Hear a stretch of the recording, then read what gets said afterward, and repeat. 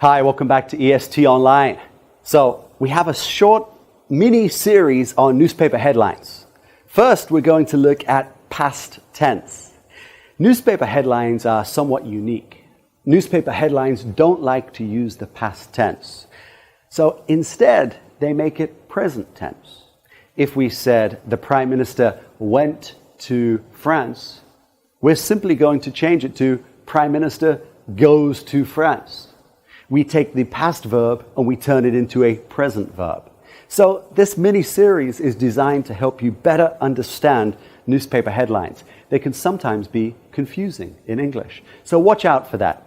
Past actions are often presented as present verbs in newspaper headlines in English. All right, join us for the next part in this little mini-series. We hope it benefits when you're reading the news every day. Thanks so much for joining us. See you next time. Bye. Hi, welcome back to EST Online. Today we're continuing this mini-series on newspaper headlines. Last time we talked about the past, and if a past action happens, newspapers make it a present verb. Well, now let's talk about the future. When a future action is going to happen or it will happen, newspaper headlines don't like to say that. They don't like to say, the Prime Minister is going to visit da-da-da-da-da. Instead, they have a very unique structure. They say subject to and then verb. Prime Minister to visit Germany. Prime Minister to go to France.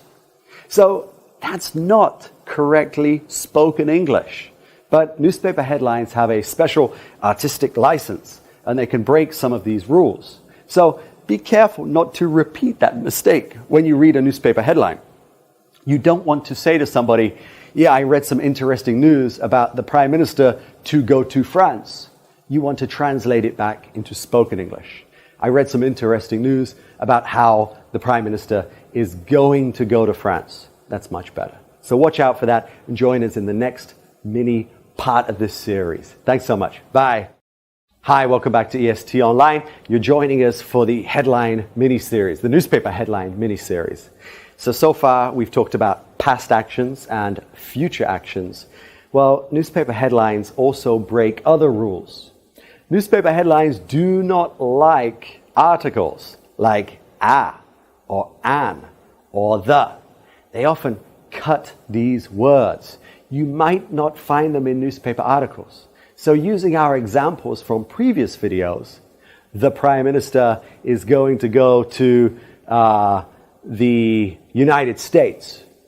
Instead, we're going to say, Prime Minister to go to United States. The Prime Minister, the is cut. The United States, the is cut. So we remove these articles from our headlines. This is a very common technique. So watch out for that when you're reading newspaper headlines. And if you want to give a summary or you want to discuss that news article, be sure to bring these words back into the topic so that you can talk about it naturally. All right, thanks so much for joining us for this mini-series. There's one more part, so make sure you tune in and watch it next. See ya. Bye. Hi, welcome back to EST Online. Thanks for joining us for this final part of this mini-series on newspaper headlines or media headlines. Now, media headlines are very strange in English. They break a lot of rules. In the first part, we saw past tense becomes present tense. In the second part, we saw that future tense simply becomes to and the verb. In the third part, we saw that some words are missing, a, and, the. In this final part, we're going to look at what we call in English a double entendre. A double entendre is actually a French concept, entendre, and it means double meaning behind the word. Newspaper headlines love to use unique or interesting words that can somehow create a second meaning related to the context. So let's say, for example, that David Beckham, a football player, has got a new girlfriend, for example. The word score in English can mean to kick a goal, but it can also mean to get a new girlfriend. So the newspaper love to use these words because it matches the situation. David Beckham scores new girlfriend. It's a double meaning. He scores goals, but he gets a new girlfriend. So this is what we call a double entendre. This is why newspaper headlines are quite challenging. Again, we can take another, let's say, a sports example. Hit. Hit, we can say for hit a home run, but hit is also something popular, right? So maybe I could say Ichiro hits business success. In this case, we're saying kind of like Ichiro hits a home run, but he also has a popular business. Ichiro hits business success. So I often get asked questions on a weekly basis. Nick, why did they use this verb in the headline? Why was this word used in the headline? And in many cases, it's because the newspaper editor is trying to be intelligent, trying to be clever.